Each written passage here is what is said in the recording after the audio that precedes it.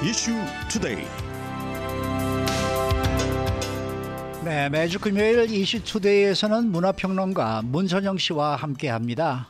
안녕하십니까? 네, 안녕하세요. 문선영입니다. 네. 자, 요즘 한국에서 이 연예 프로그램이자 서로 맞선을 보게 해주는 리얼리티 쇼가 아주 상당히 유행입니다. 뭐 프로그램 수만 해도 뭐 한두 개가 아닌 것 같은데 이제는 뭐 모든 결혼 상대는 TV에 나와서 찾는 게 아주 통상적인 트렌디가 아닌가 싶을 정도로 많은 것 같습니다. 어떤 프로그램들이 화제고 이 프로그램들이 유행인 이유는 무엇인지 좀 알아보고 싶은데요. 네네. 혹시 이런 그 맞선 보기라든지 짝짓기라고 일명 불리우는 이런 거를 좀 보시나요? 보신 적 있으신가요? 저는 예전에 짝이라는 게 하나 있었죠. 맞아요. 네, 그거는 네. 몇 번 보다가 말았는데. 저도요. 네, 별로 그렇게 저로서는 그렇게 별로 흥미가 있지는 않았던 그러한 포맷이에요. 제가 우리 네. 최영호 앵커님에게 그 연애세포라고 보통 사람들이 말하거든요. 연애세포를 다시 한번 이렇게 부활시킬 만한 프로그램으로 이제 이런 프로그램들을 이제 제가 추천을 해드리고 싶은데요. 보시다 보면은 이미 짝이 잊고 있어서 있었던 네. 잊고 있었던 연애 감정이라든지 이런 것들이 많이 이렇게 좀 불러일으키는 그런 네. 쇼들인데 예. 네. 한동안 왜 한국에서 보면은 TV 예능 트렌드가 뭐 먹방, 맛집 탐방, 요리 프로그램이 그렇죠. 정말 많지 않았습니까? 그렇죠, 그래서 그렇죠. 놀라울 정도로 어지러울 정도로 TV만 켜면은 막 먹는 이야기가 나오고 방방곡곡 대한민국의 네. 정말 맛집의 구석구석을 심지어 뭐 시골까지 찾아가가지고 그 맛집 탐방 소개가 펼쳐졌었는데 맞아요. 이제 맛집 가고 연애 온다 뭐 이런 생각이 들 정도로 최근 1, 2년 사이에 일명 짝짓기 예능이라고 불리우는 프로그램이 아마 놀라실 겁니다. 작년에 심지어 25개가 방송됐다고 하더라고요. 그렇게 많아요? 많이요? 25개나. 네. 네. 그래서 확실히 주 트렌드로 자리 잡은 게 맞다.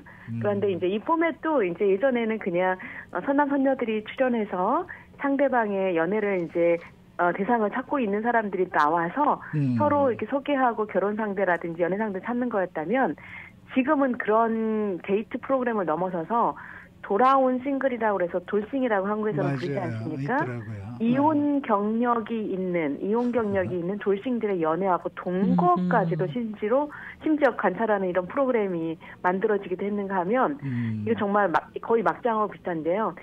연인들이 헤어진 연인들을 둘을 부르는 거예요. 네. 그리고 각각 다 헤어진 연인들을 부른 다음에 서로가 서로를 만나게끔 크로스로 만나게끔 해서 그 안에서 또 새 연애 상대를 찾는 환승 연애라는 그런 프로그램도 있다라고 해요. 정말 기발한 아이디어들의 그 포맷들이 쏟아져 나오고 있습니다. 예.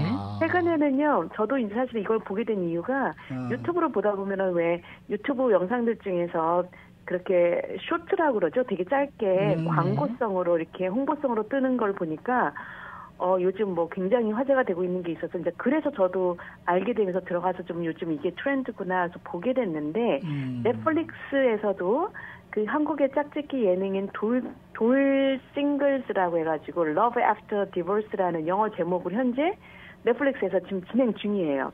공개가 되고 있고요. 예. 특히나 이번 시즌이 한국 출연자들을 넘어서 미국에 살고 있는 코리안 아메리칸들, 돌싱들 뭐 미국 LA, 애너하임, 뭐 뉴저지, 시애틀 이런 데 살고 있는 사람들을 모은 미국에서 현재 촬영을 했던 그 프로그램이 지금 현재 진행 중이면서 화제이기도 합니다. 그래요? 네. 그래서 일단 짝짓기 예능 프로그램은 그 리얼리티 TV 쇼라고 볼 수가 있죠. 그러니까 출연자들이 그들의 생각이 담긴 일상을 담아감으로써 미리 구성되어 있는 뭐 이제 우리가 각본에 되어 있는 기승전결의 스토리 구성을 만들지 않고 완결적인 그런 스토리가 없고 그냥 각본 없는 드라마라고 부르지 않습니까? 네. 현장에서 등장 인물들을 풀어놓고 이들이 어떤 상황을 주어지게 되고 거기에서 서로 맞대응하는 게 스토리가 만들어지는 그래서 드라마를 구성하기 때문에 일단은 제작비가 적게 들어가죠. 왜냐하면 작가라든지 이런 게 되게 적게 들어가고요. 그리고 예상치 못한 상황들로 인해서 현실적인 사람들의 반응이 정말 스스로 그 제작 그야말로 뭐라 그럴까요? 정말 각본을 짜서 제작하는 거에 대한 한계를 뛰어넘는 생생한 그런 그들의 그런 일상들을 볼 수가 있기 때문에 더 재미가 있고 그리고 제작의 입장에서 본다면 경제적인 이유가 좀 크죠. 이런 것들은 뭐 예를 들면은 퀴즈 쇼라든지 아니면 이런 예능 쇼들이 실제로 제작비가 굉장히 많이 떨어지는 작품들이에요. 그렇군요. 노래 자랑 경연이라든지 뭐 이런 것들은 제작비가 엄청나게 줄어드는 작품들이거든요. 그렇기 때문에 제작자 입장에서는 이런 그 리얼리티 TV 쇼가 가지고 있는 경제적인 면에서도 사실은 이유가 좀 되고 그리고 또 결국에 연애 사랑이라는 키워드는 어쩔 수 없이 우리가 가장 사람들이 관심을 많이 갖는 주제 아닙니까? 뭐 그렇죠. 심지어 어떤 드라마든 영화든 노래도 결국에는 모두가 사랑 타령이잖아요. 네. 그런데 이 사랑을 찾는 사람들의 모습을 직접 다루는 이 짝짓기 프로그램이야말로 사람들이 가장 좋아하는 소재임이 분명한 것 같고 트렌드는 트렌드다 이런 생각이 듭니다. 제 지인분이 이제 아직 싱글인 여성분이 계시는데요. 이분은 이런 프로그램을 굉장히 즐겨보는데 이유가 뭐냐면 얼굴이 예쁘시하는데 인기가 많은 사람이 있는가 하면 별로 매력이 없는 것 같은데 또 사랑을 많이 받는 그런 사람들이 있답니다. 그래서 어떤 사람들의 어떤 매력이 사람들에게 다가가게 될까. 그래서 그런 걸 좀 배우고 싶어서. 그래서 나도 저런 부분은 배워가지고 나도 좀 매력 있는 사람이 되고 싶다라는 생각을 갖고서 그 프로그램을 본다고 하더라고요. 예, 좋은 생각이라는 생각이 드는데. 자, 미국에도요, 배출러 같은 장수하고 있는 짝짓기 예능 프로그램이 있거든요. 그러면 여기서 제가 궁금한 거는 한국의 프로그램과 미국의 프로그램의 차이가 있는 건지 있다면은 어떻게 서로 차이가 있는 건지 궁금합니다. 그러니까 결국 이제 이러한 리얼리티 TV 쇼는 각본이 없기 때문에 등장 인물 캐릭터들이 차지하는 비중이 당연히 클 수밖에 없어요. 어떤 캐릭터들이 어떻게 등장하느냐에 따라서 그 해의 에피소드가 주어진 상황에서 사건이 완전 달라지게 되는 거거든요. 그래서 어떤 인물들과 개성이 있는 정말 충돌이 되는 캐릭터냐, 화합이 잘 되는 캐릭터들이냐, 이들의 케미스트리가 쇼 전체의 드라마를 만들고 이끌어가기 때문에 캐스팅이 정말 관건인데요.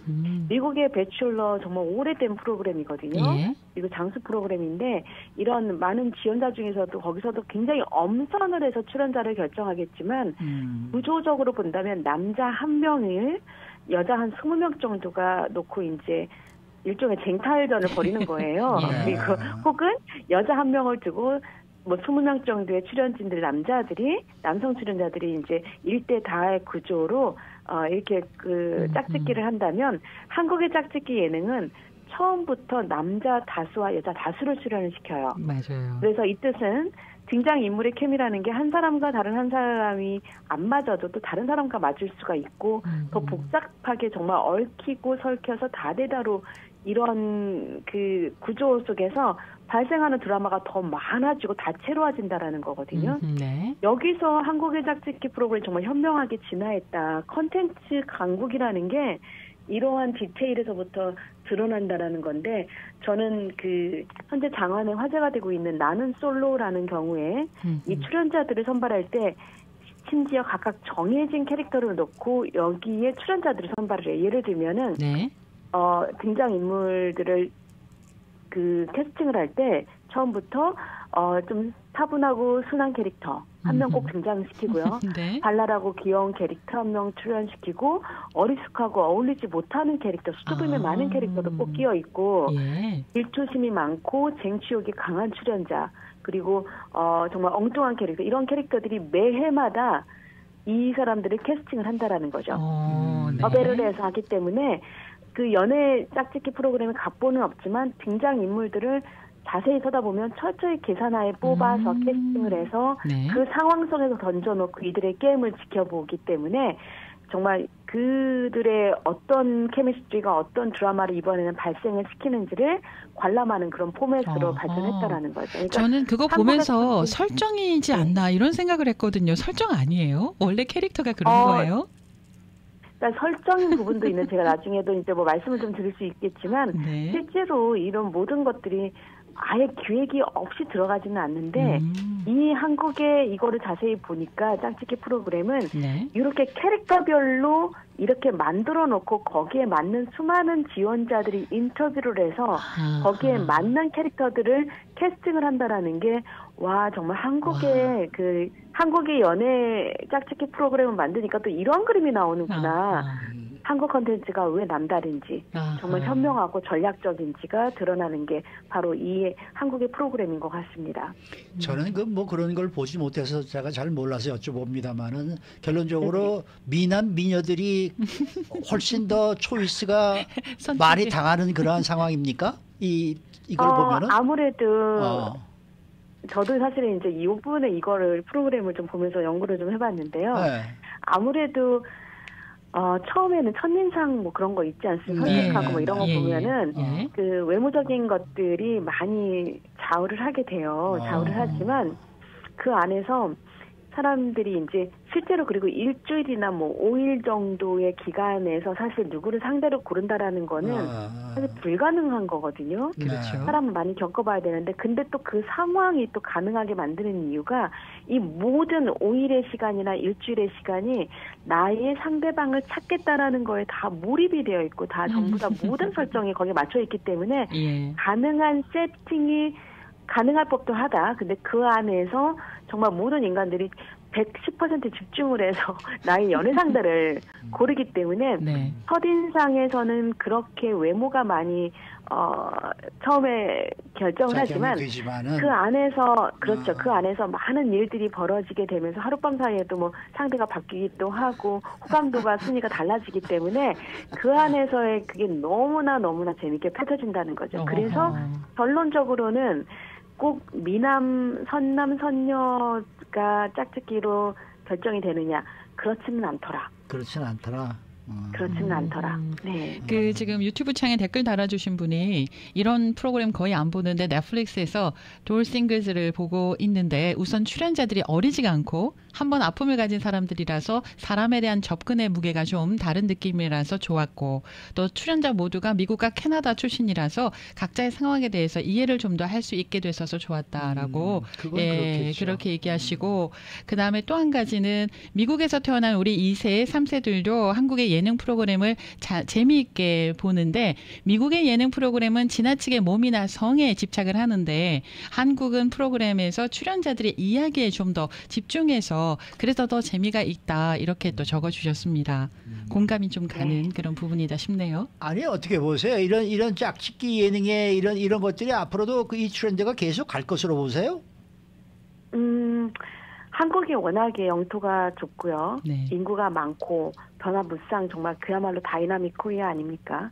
한때는 막 먹방이 또 한때는 육아가 그러다가 자녀 교육, 양육이 전국을 휩쓸었었고 뭐 심지어 백종원 가고 오은영 왔다 뭐 이런 표현도 있지 않습니까? 맞아요.